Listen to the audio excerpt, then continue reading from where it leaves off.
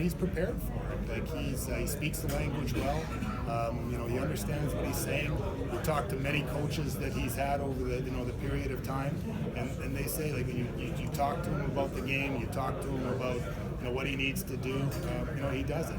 He talked to some players that some people that were around him at the World Championships there, some former NHL players that were on the coaching staff there, and they said he's going to be a good player. He's going to be a good pro at the National Hockey League level. And I know you didn't draft him because of this, but the Team of Solani tie-in, he really embraces it, that he's an icon in your city, and he gets to follow in his footsteps. That must be a nice secondary chapter to his coming to your town. Well, when we talked to him about the fact that we had the Heritage game coming up and that Timo was coming in, you certainly could see the smile come upon his face. When young players like that, get to be a part of in some way the heritage of their idols, I think it's a very special thing. Why was it important to trade up to get Logan? So we, obviously from our standpoint in our meetings, Logan was a guy that we definitely targeted to hopefully get at 22, but with the way things were falling and some of the thoughts that we had, we felt we had to step up to get him. And again, these are things that having the ability to do that because of some of our prospect pool and everything like that. We felt that it was a great opportunity for us to get a player. He's big, he can skate, he can shoot. His development path over the last year has been a very, very steep one.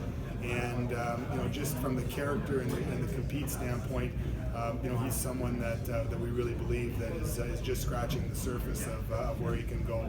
And again, obviously getting a defenseman, left shot, certainly that does help. But when all those things collide, you just don't let those things slip through your fingers.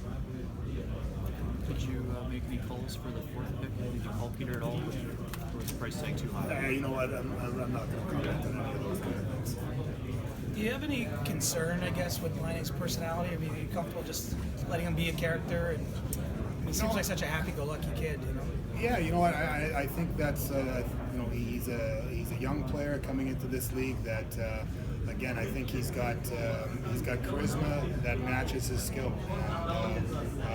He's really a humble guy, actually. Like, I would hate to have to answer some of the questions in Finnish that he has to answer in English, and have them interpret, maybe my inflection or my thoughts, as to that.